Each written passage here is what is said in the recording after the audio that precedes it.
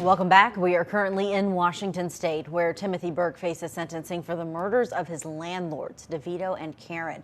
Let's get you back inside of this virtual courtroom being broadcasted over Zoom, where the prosecution has called the victim's eldest son to speak. Good morning. I want you, please take your time. Please, thank you for coming today. I know you were here throughout, really, I think all the hearings, but definitely all of trial. I just want you to identify yourself for the record. If you can make sure the microphone's close, that way the people on Zoom will be able to hear you as well. And then anything you want to tell me, this is your opportunity, and I will listen to anything that you tell me. Thank you, Your Honor. So I'm the eldest son of Karen DeVito. They named me Justice. Present at the courthouse today was my eldest son. His name is Jack. He's about 14 months old. As Your Honor is aware, Mr. Burke has been incarcerated for over 30 months, and so it's about twice as old as my son has been alive. When I think about my parents passing, what brings me the most sorrow is the knowledge that they would have been so happy. It would have brought them the most joy in the world to be grandparents. I was never able to share that knowledge with them, nor has my younger brother. So I just thought I'd take a moment and maybe share some moments that I know that they would have cherished and that I know my son would have cherished. When my son was born, my parents weren't there to be able to feel his little hands grasp around their fingers. They weren't able to see his wobbly first steps or the proud ones that he took when he walked into the courthouse today. My mom is never going to be able to read highlight books and do the hidden pictures with him. My father will never read books about great adventures or surviving alone in the wilderness. There's not going to be a school play where my son can look out into the audience and see his proud grandparents, maybe. He will never have the opportunity to wonder how that awful tasting herbal remedy that his grandmother put out on the counter somehow was exactly what he needed to kick a cold. He will never walk into the hardware store with his grandfather, stroll the aisles looking for the last part that they need to fix a sink.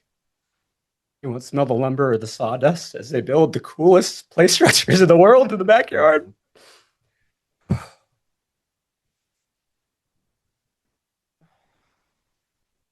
When he graduates, he won't look out and see his grandparents holding hands and realize that his grandfather actually does own more than one style of shirt. So these are the moments that I know would have brought them the most joy in the world.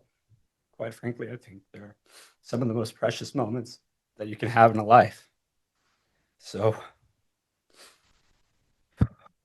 during testimony, we heard from Mr. Burke's daughter about the strained relations that they had.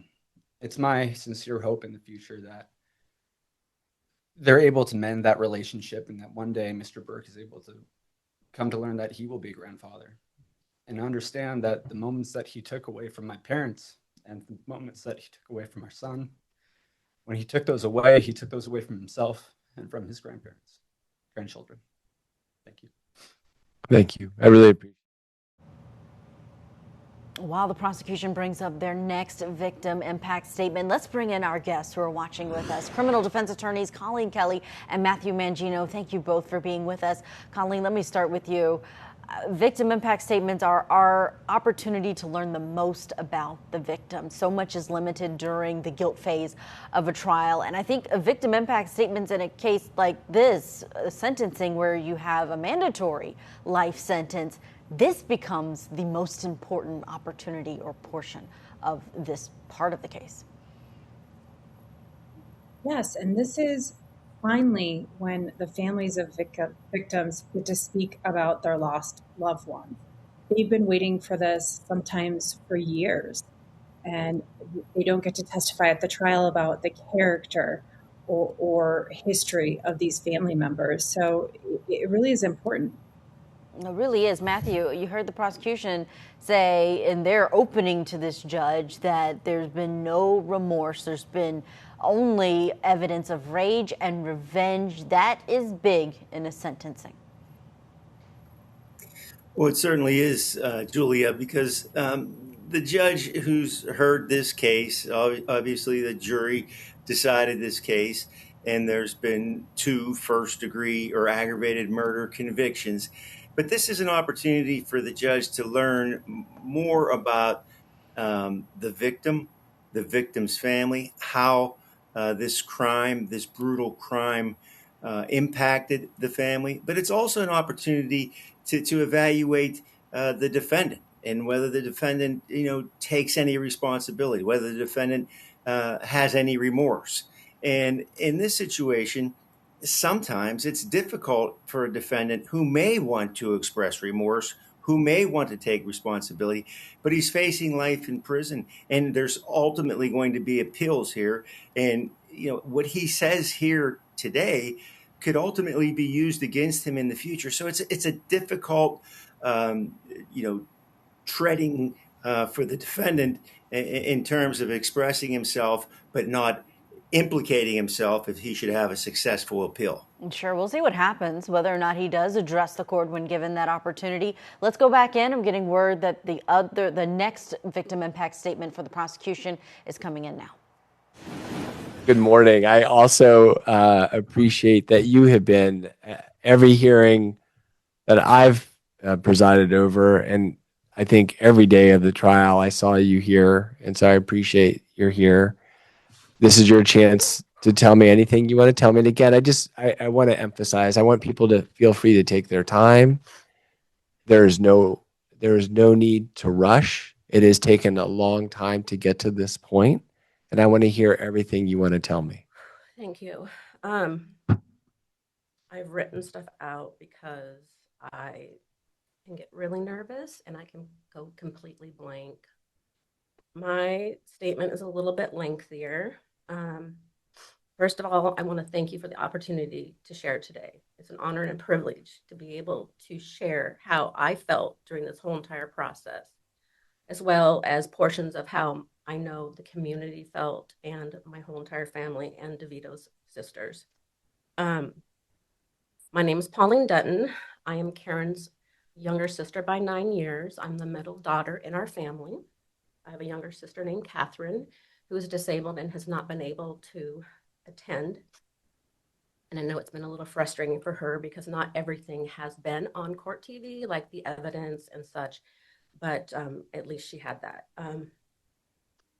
I want to first state how the unfolding of Tim's crimes has affected me and my family over the last 2.5 years. And then I'm going to speak about the impact of the loss of Karen and DeVito and how that's had an impact on my family and I. I'm going to start off about the worst day that I've ever had in my whole entire life, which was Monday, November 13th, 2024, when I received a phone call from Karen's longtime friend and office manager, Kathy Pratt, who advised me that Karen was missing that morning. My sister showed up for work every morning at 5 a.m. She was a very dedicated and passionate person about her job and her role as a healer. So we knew something wasn't right, and I tried to keep it together. I didn't want to panic or go into fear straight away, but we did not know what was happening. And I contacted Justice, my oldest nephew, and immediately him and his partner got in the car and started driving to Olympia. I, unfortunately, was stuck in Portland, Oregon, taking care of my 91-year-old mother, who I am her caretaker. I couldn't just drop the ball. I felt like I was in a position of complete and utter lack of control. I got to look at my notes. Sorry, I apologize. You take the time that you need. There's no need to say you're sorry. You're fine. I'm shaking so badly. And Ms. Dunn, let me just tell you too, if you need a break at some point, we can take a break. And so it's totally fine, okay? I just don't want you to feel that you have to rush or hurry. Your Honor. This is highly unusual. My sister never missed work or even took time off. She had a strong work ethic and a deep passion for her patients. I honestly don't even know if she took more than a day off for the birth of her sons. I mean, that is how dedicated my sister was. I was really caught off guard and try not to panic, as I previously said. I called my nephew, yes, blah, blah, blah.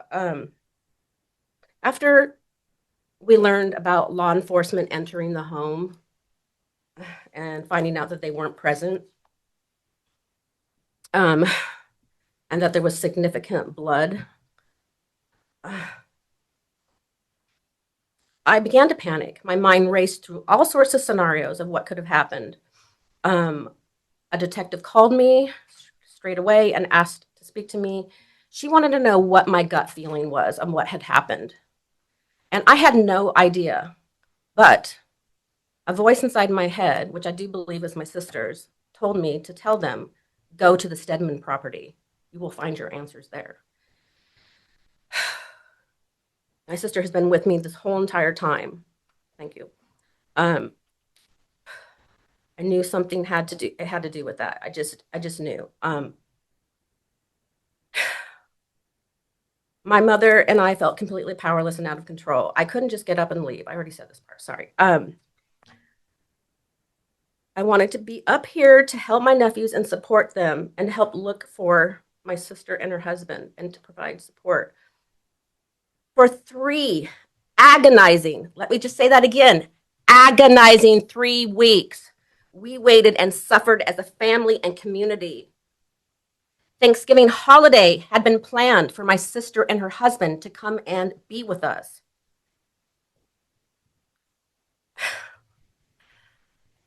The waiting was complete hell on earth.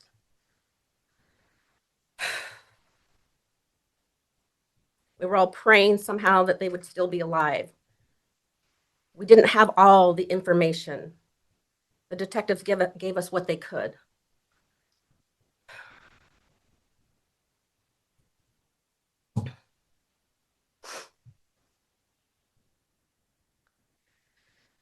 But we were advised by law enforcement that the amount of blood in the home was most likely not survivable. Our hearts sank in despair, and I had to continue to keep showing up every single day and take care of my mother. I did not have time to have a pity party, to grieve, to show my pain. I had to show up. I needed to stay strong. The amount of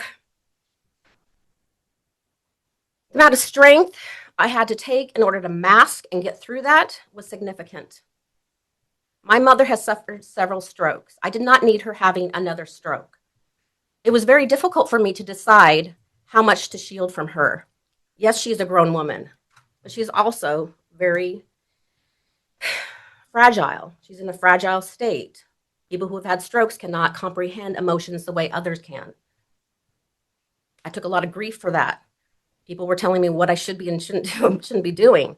That's a lot of weight to put on a person. It was a very tough. Oh, what a difficult time this must be for this sister of Karen Cope to have to share this, but the judge encouraging her to share everything she needs to. Judge John Skender, someone who champions therapeutic courts, and you can kind of feel that by the way that he is asking the victims to be able to be free to say what they want, and he seems to be listening so intently.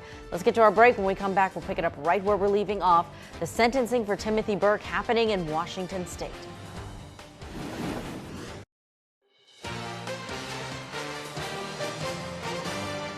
Welcome back to Court TV Live. I'm Julia Jenae. Thank you for following along with us. We are in the state of Washington following a sentencing for a man who tried to claim insanity but was convicted of killing his landlords. This is Timothy Burke, accused and convicted in the deaths of Karen Cope and DeVito. Officers arrived at the home of the couple, said that the home smelled overtly of bleach. They also saw 2 large blood stains in the living rooms. And the bodies of the victims were found about 3 weeks later near a creek near a rental property that they owned. Currently, we're listening to the victim impact statements at Burke's sentencing. The sister of Karen Cope talking now. Let's go in. Was an act, but I had to push through. My older sister Karen gave me so much strength during this time. My mother tore my heart open when she kept asking about Thanksgiving and wondering if they were coming. We still didn't know what had happened to them.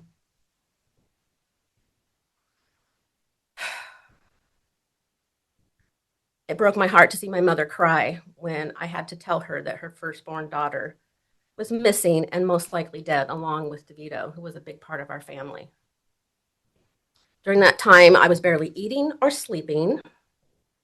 I was inundated with phone calls, texts, speaking to reporters on top of taking care of my mother. I look back and think of the incredible strength that it took to get through that. I don't know that anybody else has had to put up with that much pressure and strain. Like, I just can't, not a normal person. Obviously, there's people out there who have done great things. And I'm not saying that I'm great, but I'm saying that that was really tough. And I don't think most people have to endure that kind of thing in their lifetime. We got to spend Thanksgiving alone. That was super fun, me and my mom. It's really hard to put on a holiday by yourself. You know, I got to show up. I got to pretend everything's fine. I got to produce a holiday on my own. I was suffering. I was depressed. I was numb. I was sick. In early December, we received the dreaded phone call that their bodies had been found, and my heart sank. It just sank so deep. Part of me was relieved. Finally, we had that weight lifted from us. We could start to let ourselves grieve. I remember being very angry at learning that their bodies had been dumped in the woods out in the open. I thought that was very disgraceful. My sister and her husband did not deserve that. But then I heard a voice in my head, and it was my sister's voice. And she said, "No, it's a blessing." And I kid you not, that's exactly how my sister was about everything. She found the blessing in everything.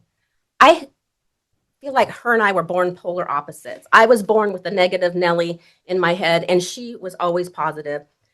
She mentored me and taught me so much. But when I heard that, again, she kept showing up for me in my head, giving me the strength to get through this.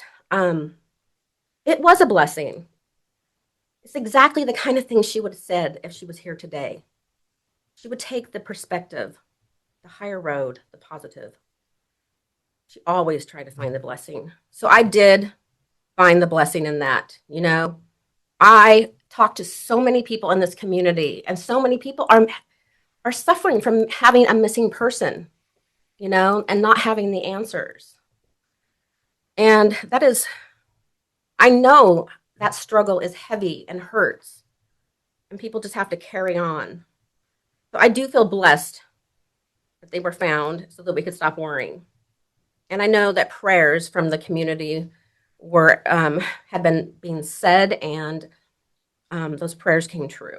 So I appreciate all the prayers from everyone. Okay, one moment, please. The 2.5 years that we've waited for this trial and the multiple reschedulings has been beyond frustrating for all of us. I know it's the process. We get that. As a family, we struggle staying positive. It's hard to stay positive for 2.5 years. You have expectations that things are moving forward. It was completely maddening for Tim to have all the control and for us to be stuck waiting with zero control. I felt like he manipulated the system during this time. I felt like games were being played so he could see what he could get away with. I don't know, but that's how I felt. All of our lives were put on hold. We couldn't plan anything with certainty. I know DeVito's family members, his sisters, made multiple reservations and had to cancel so many times because we had to keep changing trial dates. So they lost out on a lot of money. Um, and that's really unfortunate. I didn't bother to make reservations because I could tell this thing was going to drag out. When we finally got word that the trial was going to actually happen, I was going to actually, I'm sorry, when I finally found out that the trial was going to happen, I feel like we had just a couple days to try to make reservations for my mom and I.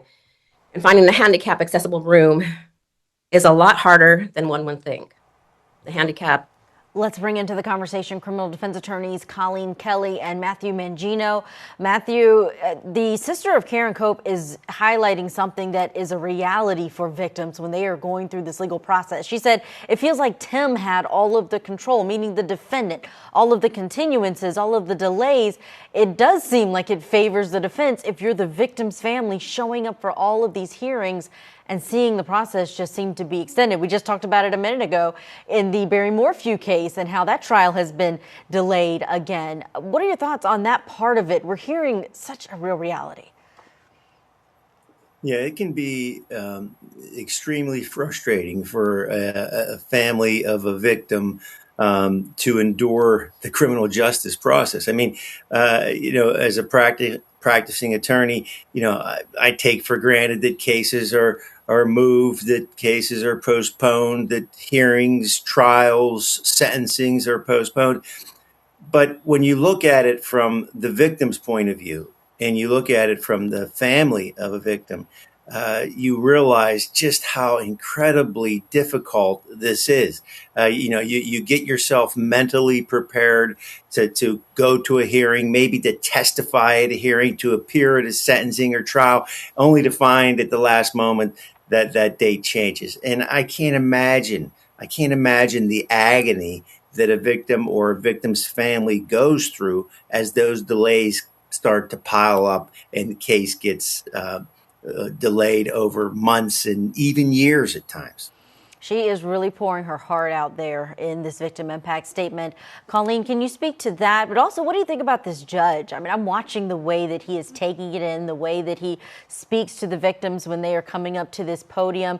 And I mentioned that he's been quoted in an article there locally for Foundation there about feeling like therapeutic courts are important and that people need to be supported differently by the judicial system. You can see that. I can see in his face that he is listening, that he is feeling every single feeling that this family felt in the moment and also going through the process. And it's interesting that you said that, and you mentioned that he has been noted as mentioning the importance of that therapeutic process for victims and victims' families, because the interesting part of this sentencing is everything everyone says, while it makes everyone understand the process and the feelings that they went through, isn't going to have that much of an effect on this mandatory sentence. What the victims' families say, what the defendant may or may not say. So, frankly, this is a forum solely for these people to finally be able to express their feelings, including their feelings about the judicial system and the things that they're seeing as delays.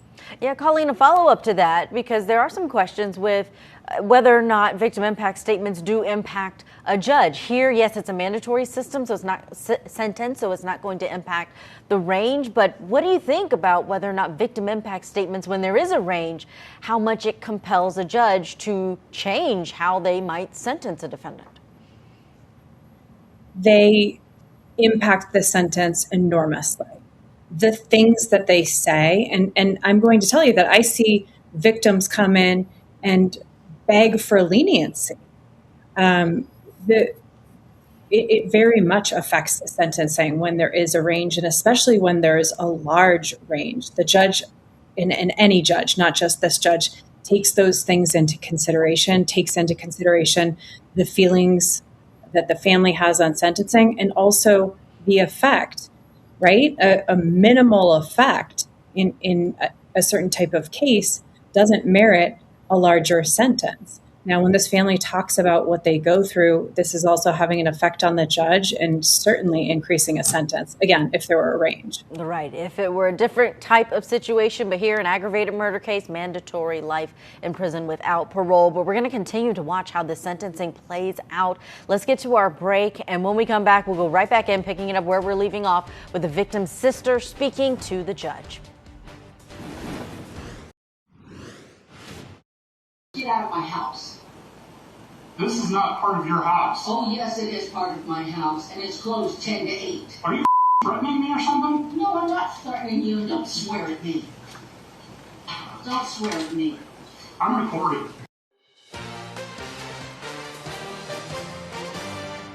Welcome back to Court TV Live. I'm Julia Jenae. Thank you for following along with us as we are in the state of Washington, where prosecutors said that Timothy Burke killed his landlords, Karen and DeVito, because they were threatening to kick him out of his place. Police would later find their bodies 3 weeks later near one of their rental properties. And during the trial, a specialist took the stand to testify about her interview with Burke because he had pleaded not guilty by reason of insanity. Here was his reaction to the killing.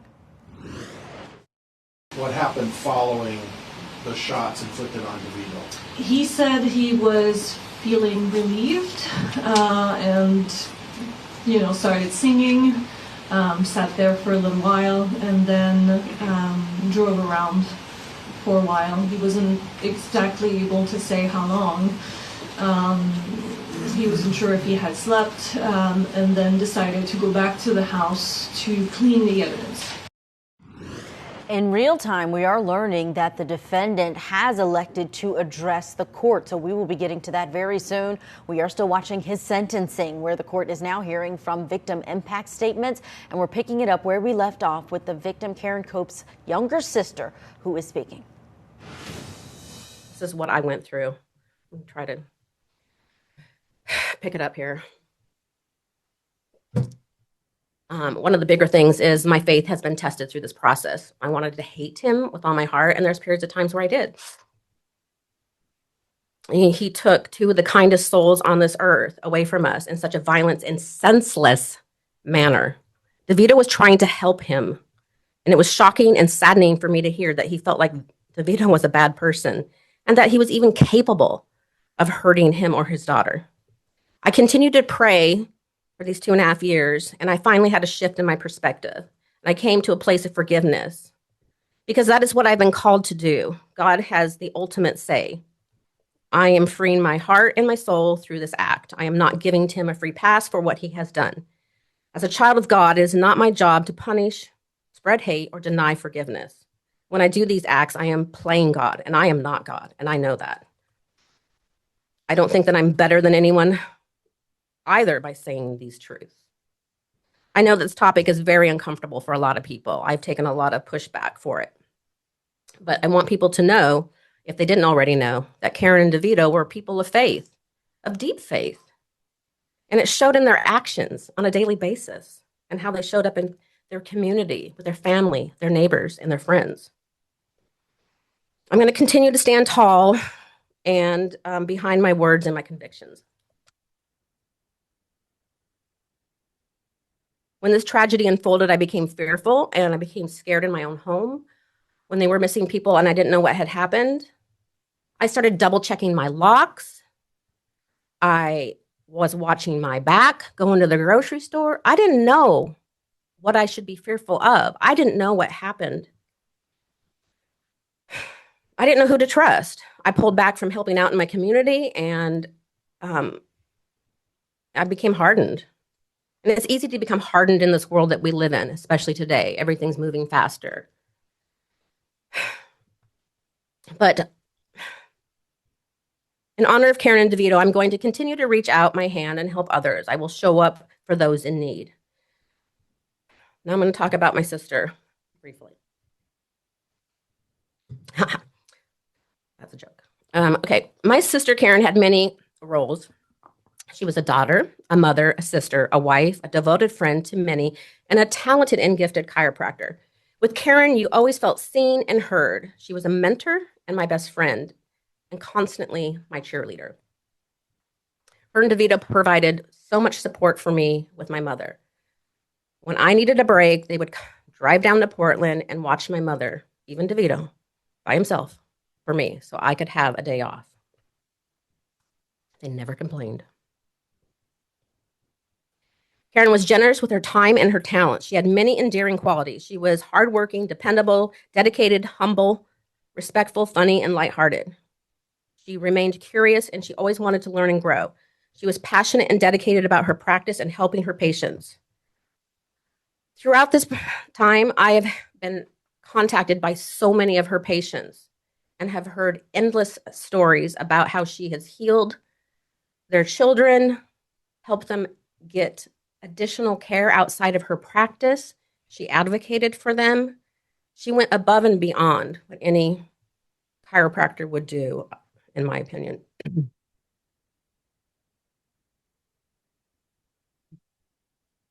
She knew her patients. She knew their families. She knew their children. She went to their children's sporting events to watch them and cheer them on. Community was important to her. She knew all her neighbors, and she watched many of their dogs. She made treats for their dogs. She was excited to see people. She was a faithful servant of God and attended Bible study with many people in this community, and I've heard from many of them, and it really has touched me in a special way. She wasn't interested in material wealth or belongings. She actually abhorred that kind of stuff. She said on a regular basis that she was going to work until she was 90, and she was enthusiastic and serious about that. And that opportunity has been taken away from her, as well as the opportunity to get to know her grandchildren. When she met DeVito and introduced us, I was skeptical, and I was very taken aback by his kindness, his politeness, and his patience. I have never met anybody like that, and I probably never will. Through his consistent actions, I came to realize that he was genuine. And at our family gatherings, he was always the first to get up, clear the table, do the dishes. He wasn't asked to do this, he just did this. When we were at their house visiting, he would always be making us food. He was a very attentive host. The Stedman rental property was a project he came up with in order to help those that needed a hand. He believed in second chances and wanted to provide people with the ability to get a leg up. He envisioned a place where people could live together in a community type setting, helping each other. He offered people discounted rent, resources, work on the property, and other opportunities. His work as a landlord presented him with many headaches. He practiced setting boundaries, providing perspective, and diplomacy with his tenants. It really saddens me that Tim saw him differently and as a threat. He was kind to everyone and also devoted to God and his family and the community. The saying, no good deed goes unpunished, has proved to be true in his case. After he was gone, the tenants had to find new homes. Some of them became squatters and didn't pay. They dumped their garbage and discarded their belongings on the property, leaving my nephew, who already had enough pain, sorrow, and grieving to go through, as well as dismantling my sister's practice. He didn't have time to grieve. He had to deal with these people who wouldn't leave the property because they were entitled. They felt sorry for themselves. That breaks my heart. It took about 8 months of harassment and abuse, verbal abuse from a certain tenant in order to get the family to finally leave the property. My nephews did not deserve that. The cleanup job on the property took at least 7 large, extra large dumpsters, and it took over several weeks of work with many family members and community members assisting. The time and resources spent were extensive, and it was hard to believe that people, knowing the circumstances our family was under, still felt so entitled and were able to be so disrespectful. Karen and DeVito were unique, rare individuals who have left this world a better place just for being in it. On a positive note, I'd like to say, let's all try to follow the example they led. Love your neighbor and help others and be of service. Lastly, what I saw sitting through this trial was a person who became hyper-focused on being a victim of their own making. They got pulled down into the deep and bitter morass of self-pity, and they couldn't pull themselves out, and they took it out on my family. I want to thank everybody who has worked in any capacity on this case. I don't know if this is the appropriate time to say that, but I feel like it's my only chance. A lot of time and effort was taken to help find justice, and it is very appreciated by the family. And in closing, and this is a very unpopular opinion, but I'm going to say Timothy Burke has the opportunity to repent to a God that he may not understand. He can ask for forgiveness, and he can save his soul if that is something he desires to do. And so I'm going to witness that today as part of my faith. Thank you for your time, Your Honor. Thank you. Let's bring back in criminal defense attorneys Colleen Kelley and Matthew Mangino. We just watched together that victim impact statement from the sister of Karen Cope.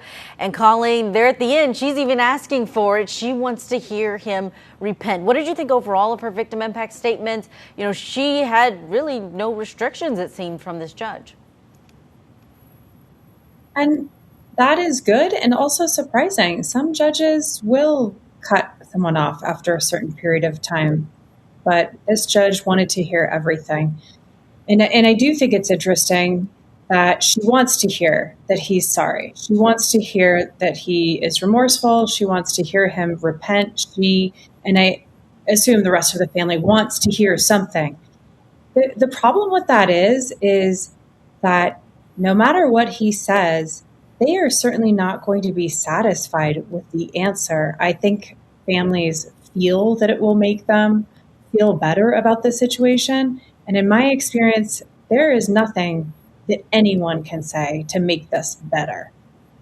Matthew, talk about the length of time this judge is giving for people to express themselves there in the courtroom. Like Colleen said, there are many judges who, if they don't restrict the time, they restrict how far you can go, what all you talk about. If you start talking about things that don't have to do with the actual victims and the lives lost, there's a mention that, you know, need to stay back on track. But Judge Skinder, not like that in this courtroom.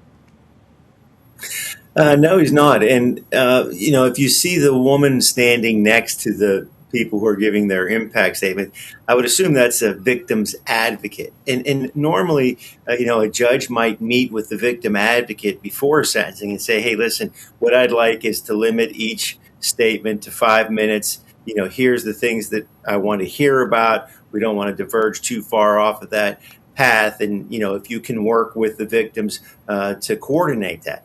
I don't think that's the case here. This judge is very empathetic. I mean, he's listening very carefully. I think he's shown throughout the trial and in his dealing with these victims that he cares. He wants to hear what they say. He doesn't want to put any time limit on it. And I'm sure that the family of the victims appreciate that. This is their opportunity to tell this courtroom and through court TV, tell the world, you know, how this has changed their life. Yes, we lost 2 family members, but it's much more than just the loss of them. It's everything that comes along with it. And this judge is giving them free rein to express that to him. Certainly, we're all getting a sense of just how wonderful DeVito and Karen were, how they were to the community, what they put out there. I remember during the trial, we were just hearing that they were the ones that you would see walking together, holding hands, and that really stuck with me about it. Colleen, we are expecting to hear from the defendant. If you're his attorney, what are you telling him to say in that moment? Well, again, that's really surprising because this is a conviction that carries a mandatory life sentence, or rather 2 convictions. And so as his attorney, frankly, almost all of the time, I'm telling him not to make a statement. I'm telling him not to make any admissions because these are the types of cases that are almost always appealed. Of course, that is the defendant's choice. He can opt not to appeal the conviction.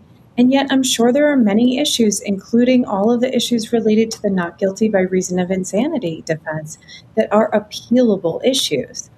If my client makes the decision to make a statement, understanding that this may affect his appeal, I am telling him or her to express genuine remorse. But frankly, sometimes there isn't. So I'm only advising a client to testify in a case like this if they actually feel a huge and genuine amount of remorse, and if they can actually express that. Because if it doesn't come off as genuine, then it can make it worse. Matthew, we don't know how long or short it's going to be, and also we had an insanity plea here. What do you think about the defendant taking the time to speak to the judge? Well, I would, as a defense attorney at this point in my career, I would advise my client not to testify. And in fact, if my client wanted to testify, I think that I would do some sort of colloquy with him on the record to make sure that he understands that this is a decision that he's making, that he's making it voluntarily and intelligently. But again, we have the mental health or mental illness issue. I don't see in any way, unless he genuinely wants to apologize, and that's the end of the story, I don't see there being any benefit to the defendant testifying at his sentencing in this case. Now, you heard it there. We've got experienced criminal defense attorneys weighing in on this decision, which is a big one. Let's get to our break. When we come back, we will hear together what the defendant, the convicted killer, Timothy Burke, has to say in front of everyone inside of that courtroom.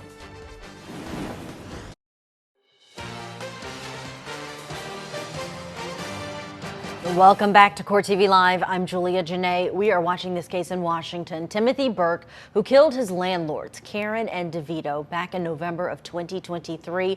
We're watching his sentencing, where he is now addressing the court. And if you could just tilt that up, just because I want people to be able to hear you, okay? It's hard to know what to say in a situation like this. I know that I have mental health issues. According to the expert, likely brought about by several severe head injuries as a child. One time I got really nervous about cutting a tree down. I was cutting a tree down on my own. And I knew how to do it. It's very simple. But I ended up doing it backwards, and the tree fell against a building. And I think that's just one example of how my brain sort of shuts off under periods of high stress. Not obviously my brain completely shutting down, but my ability to function being compromised.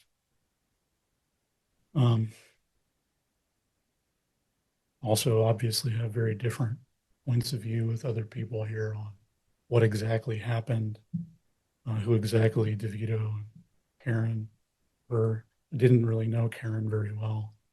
I got to know DeVito very, very well. And my experience is very different from other people's. I'll just give you one example. I told him a story about how a past landlord tried to get me arrested by calling the police and lying to them. I had everything on video, so they weren't successful in doing that. DeVito offered, at one point later, offered to help me kill that guy. People don't understand narcissism, let alone covert malignant narcissism. And people can be very different from what people think they're like. Ted Bundy, for example, all his coworkers and family thought he was a great guy. They couldn't believe that he was the guy who did what he did. Likewise, the women that got into his vehicle thought he was a nice, charming guy. Over 100 women, I guess. But I didn't really know Karen very well. I thought I heard her talking to someone about tracking my daughter down, but it could have been a delusion. I don't know what the truth is. So all I can really say is that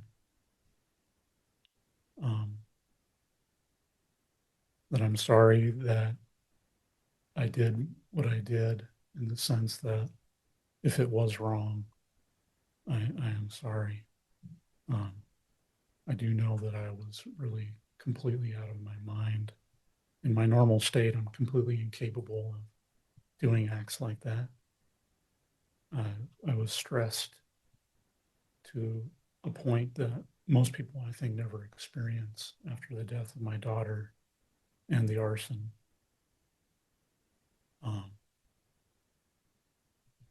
There's a lot more that I could say, but it's really, I think, sort of pointless. The things I did were horrendous and unthinkable,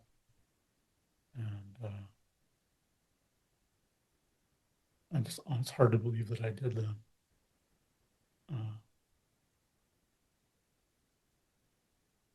I don't have anything else to say. Thank you, Mr. Burke. I don't have anything further, Your Honor. Thank you. Thank you. Mr. Jenae, you had mentioned the possibility the state might ask for an opportunity for rebuttal. I don't have any questions for the state specifically, but did the state want to make any additional arguments? No, Your Honor. Thank you, though. All right, you're welcome.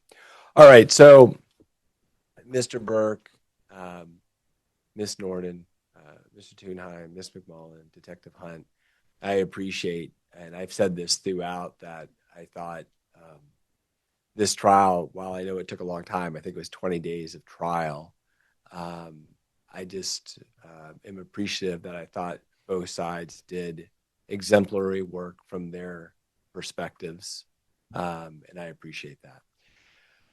So, Can I say one more thing? You can say one more thing. Sorry, I just forgot.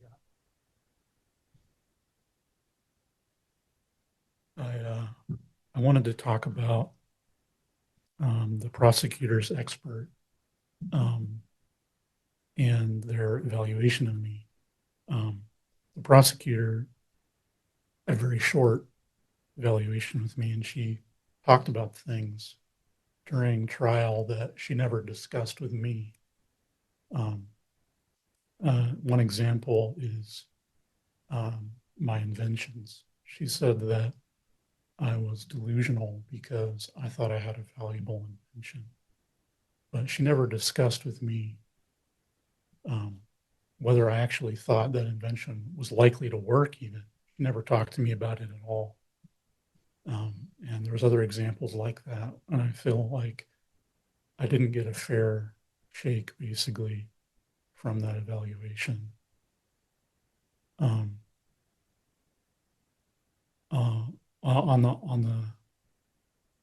As far as the invention goes, on my high temperature heat invention, I don't think that it's a high likelihood that it will work. It's very likely that my invention won't work. I don't have a patent. I don't have a working prototype. That's true. But she never discussed those things with me. So I never got the opportunity to say that. I have other inventions that I have thought of while here in jail. One of them is a solar invention. I do think that would be very successful. But again, I don't think having an idea that I think is really good, that I think will work, makes me delusional.